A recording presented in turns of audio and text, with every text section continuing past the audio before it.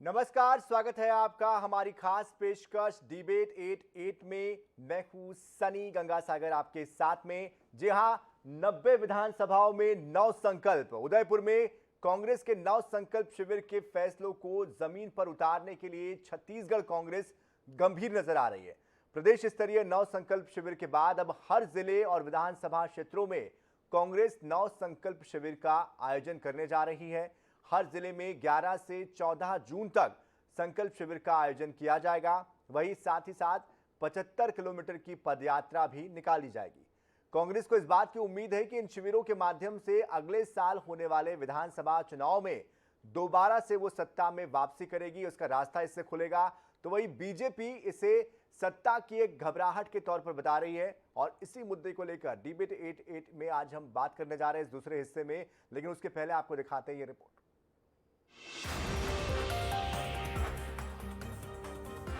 Mission 2023 की तैयारी में जुटी कांग्रेस नई ऊर्जा और नए कलेवर की दिशा में आगे बढ़ रही है।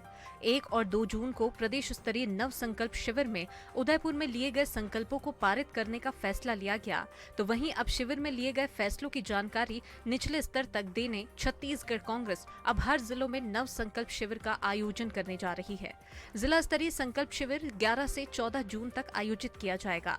वहीं जिला स्तरीय संकल्प शिविर के बाद सभी 90 विधानसभा क्षेत्रों में कांग्रेस संकल्प शिविर करने की तैयारी कर रही है। हालांकि विधानसभा स्तरीय संकल्प शिविर के लिए कांग्रेस ने तारीखों का निर्धारण फिलहाल नहीं किया है। इसके अलावा हर विधानसभा क्षेत्रों में 75 किलोमीटर की पदयात्रा निकाली जाएगी। कांग्रेस की पदयात्रा को समझें तो ये पदयात्रा 9 से 14 अगस्त तक हर विधानसभा क्षेत्रों में निकाली जाएगी। आजादी गौरव यात्रा के माध्यम से 75 किलोमीटर पदयात्रा करेंगे कांग्रेसी। पदयात्रा के माध्यम से केंद्र की भाजपा सरकार की नाकामियों का किया जाएगा प्रचार। पदयात्रा में स्वतंत्रता संग्राम में कांग्रेस की भूमिका और आजादी के बाद देश में इसके योगदान को भी प्रदर्शित किया जाएगा। हम लोग 9 अगस्त से 14 अगस्त तक हर विधानसभा में 75 किलोमीटर की पदयात्रा निकालेंगे, जो आज़ादी गौरव यात्रा होगी और जिसमें हम लोगों को बताएंगे कि कैसे आज विघटनकारी शक्तियां जो हैं पिछले 8 वर्षों में लगातार देश में जो त्राहिमाम की स्थिति पैदा कर रही, छद्म राष्ट्रवाद के नाम से व्हाट्सएप इंडस्ट्री के माध्यम से जो झूठ जनता के सामने परोसा जा रहा है, उन सारी चीज़ों को हम बैनर पम्पलेट प्रचार सामग्री के माध्यम से जनता के सामने रखेंगे और हर वार्ड से तिरंगा लेके कांग्रेस जन यात्रा में शामिल होंगे। और अब इसको हर विधानसभा स्तर पर करने का निर्णय लिया गया है, जिसमें हमारे तमाम पदाधिकारी, हमारे मंत्री, विधायक, सारे निगम मंडल आयोग के अध्यक्ष भी शामिल होंगे।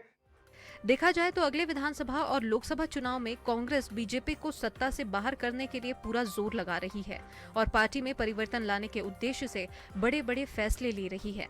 इस कड़ी में कांग्रेस 2 अक्टूबर से भारत जोड़ो यात्रा का भी आयोजन करने जा रही है, ताकि लोगों का अधिक से अधिक कांग्रेस से जुड़ाव हो सके। INS 24/7 के लिए रायपुर से स्वप्निल गौरखेड़े की रिपोर्ट। तो 90 विधानसभाओं में 9 संकल्प पहुंचाने की कोशिश कांग्रेस कर रही है, लेकिन क्या इस 9 संकल्प से 9 ऊर्जा आ पाएगी? क्या जो नए संगठन को नए तरीके से खड़े करने की जो सोच है वो वाकई में साक्षात हो पाएगी, सार्थक हो पाएगी? इसी विषय पर आज हम बात कर रहे हैं। हमारे जो खास मेहमान हैं वो जुड़ चुके हैं, उनका परिचय आपसे करवा देते हैं। सुरेंद्र शर्मा जी जुड़ चुके हैं, वरिष्ठ कांग्रेस नेता, साथ ही विमल चोपड़ा जी, नेता बीजेपी, रुद्र अवस्थी जी, पत्रकार, वरिष्ठ पत्रकार हमारे साथ जुड़ चुके हैं। आप तीनों का ही बहुत बहुत स्वागत है। सबसे पहले मैं आना चाहूंगा सुरेंद्र शर्मा जी आपके पास। जिस तरह की ये कवायद चल रही है, एक तरफ आप बात करते हैं 9 संकल्प शिविर की और दूसरी तरफ जो तस्वीर आती है वो ये आती है कि हरियाणा के आपके जो विधायक हैं उनको आपको यहां लाना पड़ रहा है। दोनों में ही एक गतिरोध दिखाई देता है, कैसे इसको समझें हम? देखिए, 9 संकल्प शिविर का जो छत्तीसगढ़ की जो कार्य योजना है वो अभी आपने बताया। जहां तक छत्तीसगढ़ का प्रश्न है तो इसमें कोई संदेह की बात नहीं है कि छत्तीसगढ़ में कांग्रेस बहुत मजबूत स्थिति में है और ये एक बार नहीं कई बार प्रमाणित हुआ है। जितने चुनाव हुए हैं, निकाय के चुनाव, पंचायत के चुनाव, उपचुनाव या आम चुनाव जितने भी हुए हैं, सभी में कांग्रेस की स्थिति छत्तीसगढ़ में तो बहुत मजबूत है। और 9 संकल्प शिविरों के माध्यम से जब सभी विधानसभाओं में संकल्प शिविरों का आयोजन होगा, 75 किलोमीटर की पदयात्रा होगी, छत्तीसगढ़ की सरकार की उपलब्धियों को जब आम आदमी तक पहुंचाया जाएगा तो निश्चित रूप से इसमें बल मिलेगा। मुझको बहुत अच्छी तरह याद है 17-18 में हम लोगों ने पूरे 90 विधानसभा में प्रशिक्षण शिविर का आयोजन किया था, उसके बाद संकल्प शिविर का आयोजन किया था। और सौभाग्य से मुझको उसमें एक प्रमुख प्रतिभागी के रूप में काम करने का अवसर मिला था।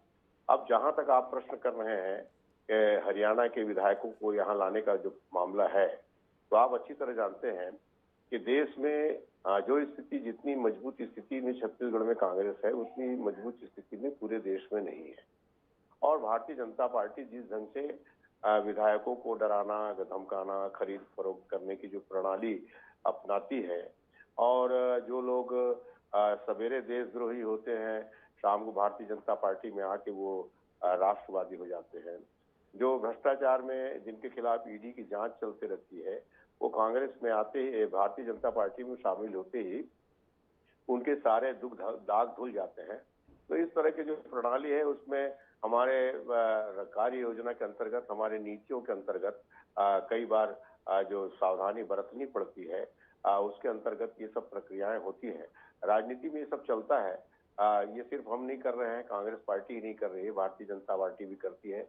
और तमाम लोग जहां जहां अलग अलग राज्यों में जिनकी जिनकी जैसी परिस्थितियां हैं, उसके हिसाब से आप बहुत अच्छी तरह जानते हैं कि राजनीति में अलग अलग परिस्थितियों में अलग अलग तरह के नीतियों को अख्तियार किया जाता है। हम उसी तरह से नीतियों का अख्तियार कर रहे हैं। 9 संकल्प शिविर उदयपुर का जहां तक प्रश्न है, वहां पर से जो डिक्लेरेशन हासिल हुआ है, उस डिक्लेरेशन को हासिल करने के बाद मैं इस बात को निश्चित रूप से कह सकता हूं कि कांग्रेस जो है एक नई ऊर्जा के साथ खड़ी होगी, और इस देश के लिए आवश्यक भी है। आज भारतीय जनता पार्टी जिस तरह से विघटनकारी इरादे के साथ राजनीति में आई है, और जिस तरह से एक नशे में, चलिए सुरेंद्र जी, आपके पास मैं आऊंगा। सवाल मैंने इसलिए पूछा था कि आखिरकार जो डर है वो अपनों से ही क्यों हो रहा है कांग्रेस को, लेकिन 9 संकल्प पर भी बात करूंगा मैं आपसे। विमल चोपड़ा जी इंतजार कर रहे हैं, उनका रुख कर लेता हूं। विमल चोपड़ा जी, ठीक है, 9 संकल्प अगर वो कर रहे हैं, अपने संगठन को मजबूती देना चाहते हैं, जमीनी स्तर पर मजबूत करना चाहते हैं, तो इसमें गुरेज क्या है? क्यों पार्टी को लगता है कि पार्टी के अंदर डर है, कांग्रेस के अंदर एक डर की भावना है, लोग छोड़कर भाग रहे हैं, संगठन डूब जाएगा, डूब रहा है, इस तरह की बातें क्यों सामने आती है? कांग्रेस की स्थिति पूरे देश में, ये मेरे को बताने की जरूरत नहीं है।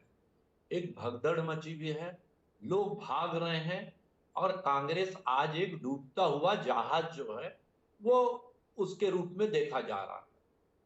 अब ये 9 संकल्प जो है ये कर रहे हैं। पहले तो ध्यान दे दे, पुराने संकल्पों का क्या हुआ भाई? आपकी शराबबंदी का क्या हुआ? और आज ही मैं पूछ लेना चाहता हूं, मुख्यमंत्री जी का वक्तव्य है कि पेड़ बचाने हैं तो अपने घर की बिजली बंद करें।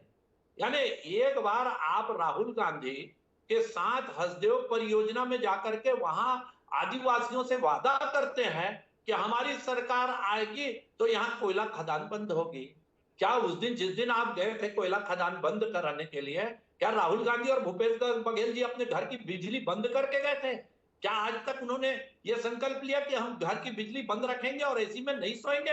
विमल चोपड़ा जी, हम मुद्दे से भटक रहे हैं, इस पर भी हम आएंगे। सरकार केंद्र में आपकी है, वो कहते हैं कि केंद्र की तरफ से इस तरह की चीजें आ रही है, और दोनों उस वक्त भी आपकी सरकार राज्य में थी, ऐसे में सवाल आपसे भी पूछे जाएंगे। लेकिन आज का हमारा जो विषय है वो 9 संकल्प को लेकर है, इसलिए मैं चाहूंगा कि हम विषय से ना 9 संकल्प की ही बात बता रहा हूं आपको।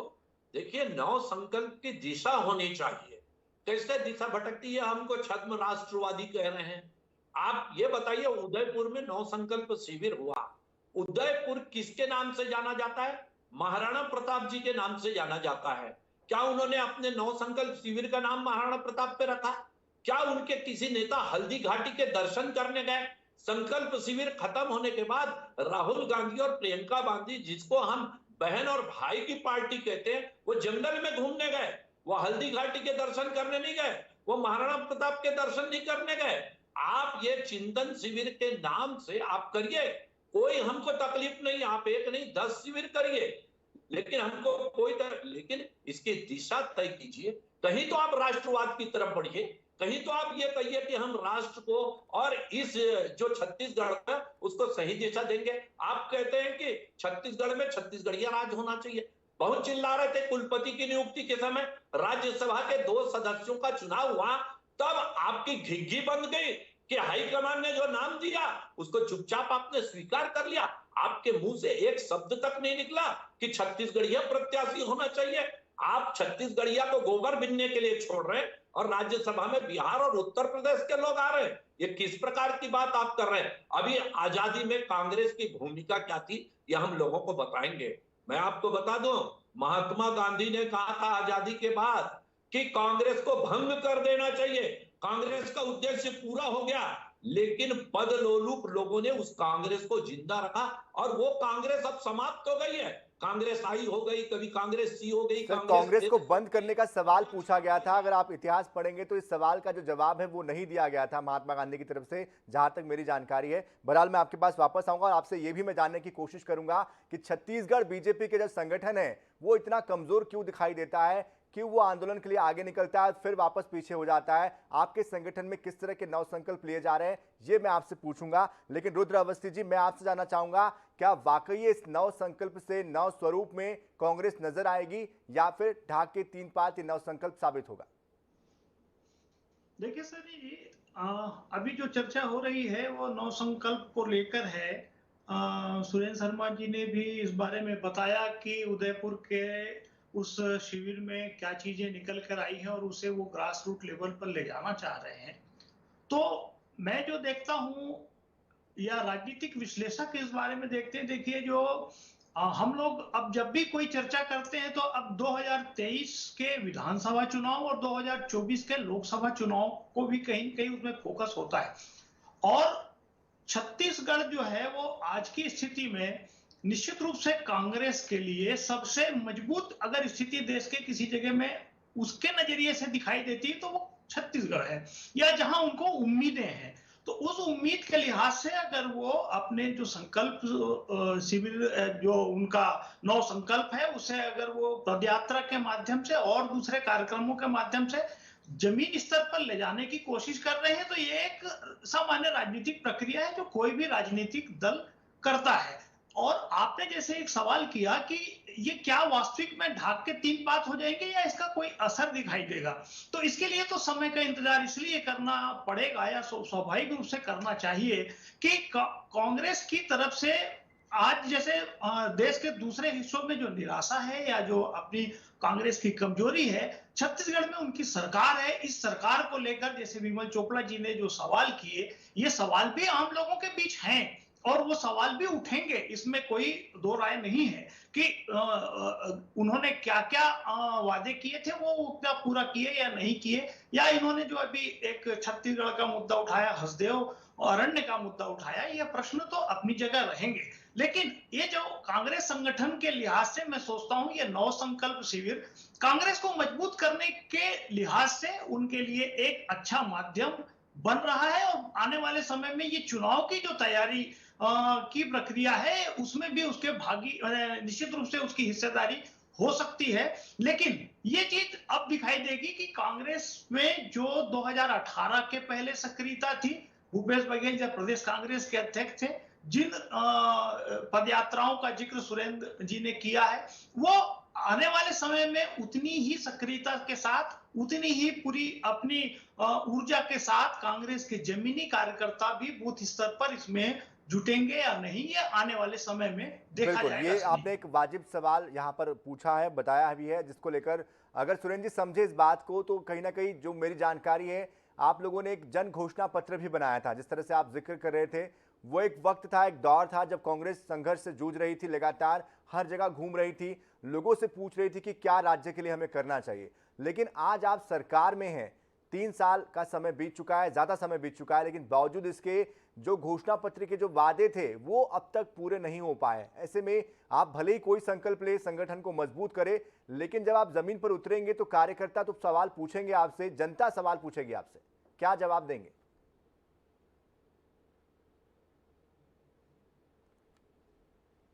महात्मा गांधी जी के द्वारा कांग्रेस को समाप्त करने का जिक्र किया, हमको हाई कमांड के सामने सर झुकाने का जिक्र किया। मैं माननीय विमल चोपड़ा जी से पूछना चाहता हूं कि अभी मोहन भागवत जी ने क्या कहा है, उसके बारे में उनकी क्या राय है? सुरेंद्र जी, उस पर हम बाद में आएंगे, मेरे सवाल का जवाब दीजिए, उस सवाल का भी मैं जवाब आपसे लूंगा। उसके अलावा मैं आपको आपके प्रश्नों का उत्तर दे रहा हूँ कि देखिए, हमारी सरकार को 3 साल 3.5 साल हुए, हमने 36 वादे किए थे, उसमें से 24 वादे हमने पूरे किए। और उन्हीं वादों को पूरा करने के परिणाम स्वरूप छत्तीसगढ़ की जनता ने आखिर लोकतांत्रिक व्यवस्था में जनाधार को मापने का क्या तरीका होता है? चुनाव ही तो एक तरीका है। जनता का जनादेश किसके पक्ष में जा रहा है, जनता हमारे बारे में क्या सोच रही है, उनकी क्या राय है, इसको जानने का एक ही तरीका है ना लोकतांत्रिक पद्धति में, कि जब जब चुनाव होते हैं तो आप देख लीजिए तमाम चुनावों में सरकार की योजना है, सरकार की जो कार्य पद्धति है, सरकार ने जो रास्ते उठाए हैं, आज छत्तीसगढ़ में तमाम जो किसानों की माली हालत सुधरी है, मजदूरों की माली हालत सुधरी है, छत्तीसगढ़िया लोगों को अपनी संस्कृति और अपनी सभ्यता पर थोड़ा गौरव का भान हुआ है। इन सारी चीजों का लाभ निश्चित रूप से हमारे कुछ वादे अभी बाकी है, मगर कुछ समय भी बाकी है। उसमें सरकार जो है पूरी गंभीरता के साथ चिंतन करेगी, विचार विमर्श करेगी। जहां तक शराबबंदी का प्रश्न है, बार बार भारतीय जनता पार्टी जिसने छत्तीसगढ़ को शराब का गढ़ बनाया, उन सबसे पहली बात तो यह है कि इनको नैतिक अधिकार ही नहीं है, मगर हाँ हमने वादा किया था और ये सवाल बनता है। तो इस सवाल को पूरा करने के लिए छत्तीसगढ़ की सरकार तमाम राज्यों में, जिन राज्यों में शराबबंदी की गई, जिन राज्यों में शराबबंदी करके फिर से चालू की गई, उसके क्या परिणाम आए, क्या उसका लाभ है, क्या उसकी हानि है, क्या परिस्थितियां हैं। अब सरकार में आने के बाद आप निश्चित रूप से समझिए कि जिम्मेदारी बढ़ जाती है। और जैसे अरण्य के हसदेव के मामले में इन्होंने कहा कि बात यह है कि हम कहते हैं कि जल जंगली जमीन को सुरक्षित रहना चाहिए, मगर उसी के साथ साथ ही जनता को बिजली की आवश्यकता है, बिजली के लिए कोयला की आवश्यकता है। तो ये सारी चीजों के बीच में तालमेल भी बनाना है, सामंजस्य भी बनाना है, हमारे जंगल भी बचे रहें, हमारी बिजली की उपलब्धता। लेकिन सुरेंद्र जी, बीच में आपको रोक रहा हूँ, माफी चाहूंगा उसके लिए। आप कहते हैं कि जंगल जमीन को बचाए रखना है, आदिवासी संस्कृति को बचाए रखना है, लेकिन हसदेव का विरोध जब आप पहले खुद करते थे विपक्ष में, आज आप इसको साथ दे रहे हैं, क्या कोई वैकल्पिक व्यवस्था नहीं हो सकती? नहीं, उसमें देखिए इतने छोटे हिस्से को दिया है, लेमरू के जो पूरा जो इलाका है उसमें जितना भारतीय जनता पार्टी हल्ला मचा रही है, ऐसा कुछ भी नहीं है। छत्तीसगढ़ में तमाम आदिवासियों की संस्कृति, जंगल को सुरक्षित करने का पूरा काम किया है। आप 7 वनोपज से लेके 65 वनोपज की खरीदी कीर्तिमान छत्तीसगढ़ ने बनाया है। केंद्र की सरकार ने वनोपज की खरीदी में छत्तीसगढ़ की सरकार को एक प्रथम स्थान दिया है। ये सब काम करने से हुआ है, ऐसा नहीं है। दरअसल में आप एक बात समझ लीजिए कि आज बढ़ते हुए समय में जो परिस्थितियां निर्मित होती हैं, आज हम बैलगाड़ी की बात नहीं कर सकते, आज हम जाता ढेकी की बात नहीं कर सकते। आज हमको जो नई परिस्थितियां हैं, बढ़ती हुई जनसंख्या है, उनकी जरूरतें हैं, इन सारी चीजों को ध्यान में रखते हुए सरकार को कदम बढ़ाना पड़ता है। तो इसलिए सरकार वो भी वही कदम उठा रही है जिसमें छत्तीसगढ़ की जनता का हित हो। लेकिन एक जवाब अभी आपसे जो है वो नहीं मिल पाया है। जो बेरोजगारी भत्ते की आपने बात की थी वो अब तक नहीं उसका कोई जवाब है, और 3 साल का वक्त हो चुका है। ऐसा वो कौन सा सर्वे है या कौन सी वो रिपोर्ट है जिसको इतना वक्त हो चुका है शराबबंदी को लेकर, बावजूद उसके उस पर कोई भी बात नहीं होती? देखिए, हमारी सरकार को 3 साल हुए, 2 साल कोरोना में निकला, जीएसटी लागू हुआ, तमाम पैसों में जीएसटी का जो उपार्जन है केंद्र सरकार से हमको लाखों करोड़ों रुपए लेना है, उसकी जो हमको उपलब्धता नहीं हो पाई है। तो छत्तीसगढ़ की सरकार जो निर्णय लेती है वो तमाम भारतीय जनता पार्टी सरकार ने जाते जाते तमाम शिक्षा कर्मियों को नियमित किया, उनकी बढ़ी हुई तनख्वाह, फिर तमाम धान कर्जा माफी के लिए पैसा, फिर 2500 रुपये धान खरीदी के लिए पैसा, इन सारी चीजों के लिए जो वित्तीय परिस्थितियां हैं, इन सारी चीजों को ध्यान में रखते हुए सरकार ने उन वादों को भुलाया नहीं है, कभी इनकार नहीं किया कि इसको हम पूरा नहीं करेंगे। मगर मैंने आपको कहा कि हमारे बहुत सारे वादे पूरे हो चुके हैं, कुछ वादे बाकी हैं, मगर अभी समय भी बाकी है, प्रतीक्षा कीजिए। विमल चोपड़ा जी, प्रतीक्षा करने का समय अभी है बचा हुआ कि आपको लगता है कि वाकई में अब समय निकल चुका है और अब आपका समय है? देखिए साहब, ऐसा है, सुरेंद्र शर्मा जी बहुत वरिष्ठ नेता हैं, हमारे आदरणीय हैं, लेकिन मेरे को समझ नहीं आता कि आप एक चीज कहते हैं कि हम शपथ लेने के 2 घंटे के भीतर किसानों का कर्जा माफ कर देंगे, पेट्रोल डीजल के दाम है, और जिस तरह से वहां बेरोजगारी का उनकी बात पूरी होने दीजिए। सुरेंद्र जी, आपसे निवेदन है को लेकर के हम जनता के बीच में जाएंगे। जी विमल जी, बात पूरी। शराबबंदी के लिए सरकार 3.5 साल में कमेटी गठित करती है। आपके घोषणा पत्र में क्या ये लिखा था कि हम कमेटी की अनुशंसा पर करेंगे? कि भारतीय जनता पार्टी के विधायक जो हैं वो समिति में आएंगे, उसमें करेंगे। 3.5 साल का समय कम समय नहीं होता है साहब। आपने शराब की बिक्री जो है वो गांव गांव तक फैला दी है। पहले 2 पौवा लोगों को दुकान से मिलता था, अब 16 पौवा की छूट आपकी सरकार ने दी है। नई नई शराब की दुकानें जो हैं, प्रीमियम शराब की दुकान के नाम से आपकी सरकार खोल रही है। आपकी सरकार मोटल और होटल में जो है शराब की विमल दुकान जी, खोल बीच में रही है। आपको रोक रहा हूं इस मैं। प्रकार की बात विमल जी, बीच में आपको रोक रहा हूं मैं, माफी चाहूंगा उसके लिए। लेकिन उत्तर प्रदेश की सरकार कहती है कि 12,000 रुपए में घर में आप बार खोल सकते हैं। मध्य प्रदेश की सरकार भी इसी फॉर्मेट में काम कर रही है। वो भी चाहती है कि अब लोग घर में बैठकर शराब पी सके। उसके लिए भी एक नया नियम उन्होंने बना दिया है। आबकारी नीति में बड़ा बदलाव हुआ है। तो कहीं ना कहीं आपको नहीं लगता कि आपका, जहां पर आपकी सरकार है, जहां पर आपके संगठन की तरफ से काम हो रहा है, तो आपको लगता है कि मीठा मीठा गप और फीका फीका थूथू वाली स्थिति में आप आ गए? देखिए गंगा सागर जी, एक छोटा आदमी भी समझता है, जिसने वादा किया उसको वादा निभाना चाहिए। क्या मध्य प्रदेश की सरकार ने शराबबंदी की बात की थी? क्या उत्तर प्रदेश की सरकार ने शराबबंदी का वादा किया था? छत्तीसगढ़ की सरकार ने गंगाजल हाथ में लेकर के इन लोगों ने कहा था हम सरकार में आते ही शराबबंदी करेंगे, और वो वादा भूल गए और शराब की बिक्री बढ़ा रहे हैं। अभी कह रहे हैं हमारे सुरेंद्र जी कि चुनाव बड़ा पैमाना होता है। आपने विधानसभा का चुनाव जीता, उसके बाद लोकसभा में आपकी क्या स्थिति हुई? कहां गए आपके? कितनी सीटें आपको मिले? आप ये बात करते हैं, आप कहते हैं कि केंद्र सरकार से हमको 30,000 करोड़ लेना है। अरे 75,000 करोड़ का कर्जा है, और 30,000 करोड़ जो है वो यदि केंद्र आज आपको जो भी देता है तो आपने केंद्र की गारंटी पे जो कर्जा लिया वो पैसा बैंक में चले जाएगा। उसके बाद भी आपके ऊपर जो है 40,000 करोड़ का कर्जा बचा रहेगा। आपको वो पैसा केंद्र से मिल जाएगा तो आप विकास नहीं, वो तो विमल बैंक जी, में चला जाएगा समय हमारे आपका पास इतना पैसा। ही है। मुझे बस एक सवाल का जवाब मैं आपसे जानना चाहूंगा, अब तक बीजेपी इन मुद्दों को भुनाने में नाकामयाब क्यों रही है? देखिए साहब, ये क्योंकि आप लीडरशिप सोच रहे नहीं है। नाकामयाब हैं, लेकिन हम कामयाब हैं और हम आंदोलन कर रहे हैं। ये सरकार कितनी डरी हुई है कि आंदोलन करने के पहले आपको 16 बिंदुओं की अनुमति लेनी पड़ेगी। ये सरकार जो है कलेक्टर अनुमति देगा, अभी तक जिसको थाने और एसडीएम से अनुमति। कितनी डरी हुई है सरकार भारतीय जनता पार्टी के आंदोलन से। किसानों का आंदोलन रायपुर में हो रहा था, लाठीचार्ज किसने किया? मंत्रालय से 1 किलोमीटर दूर वो बैठे हैं, मुख्यमंत्री रोज गुजरते हैं। चुनाव के पहले उन्होंने वादा किया था सरकार में आते ही हम आपकी मांग पूरी करेंगे, और नए रायपुर के उन्हीं किसानों को आप आंदोलन की अनुमति नहीं देते और लाठी चलाते हैं उनके ऊपर। एक किसान की मौत हो जाती है, आप मिलने तक नहीं जाते उस रास्ते से गुजर करके। आप जो किसान बैठे थे दिल्ली में उसके लिए आंसू बहाते हैं, जहां सरकार ने उनके चलिए, कुल सुरक्षा का मिलाकर इंतजाम राजनीति किया। जो है वो रुकने वाली नहीं है, चाहे वो पक्ष हो चाहे विपक्ष हो। देखना ये होगा कि इस नव संकल्प के जरिए जो जनता इंतजार कर रही है अपने विकास का, अपने जीवन में बदलाव का, वो कब पूरा हो पाता है। बहरहाल हमारे पास समय इतना ही था। बहुत बहुत शुक्रिया आप तीनों का यहाँ हमारे साथ जुड़ने के लिए। तो इंतजार होगा कि 90 विधानसभाओं में नव संकल्प से किस तरह से तस्वीर बदलेगी, ना सिर्फ लोगों की बल्कि इस संगठन की, जो कि एक बहुत ही पुराना संगठन है। और एक मजबूत विपक्ष की बात अक्सर की जाती है कि मजबूत विपक्ष बहुत जरूरी है सत्ता पक्ष के लिए, और मजबूत सत्ता पक्ष भी जरूरी है जनता के लिए। इस पर हमारी नजर बनी रहेगी। फिलहाल इस डिबेट में इतना ही। आप बन रही INS 24/7 के साथ। नमस्कार।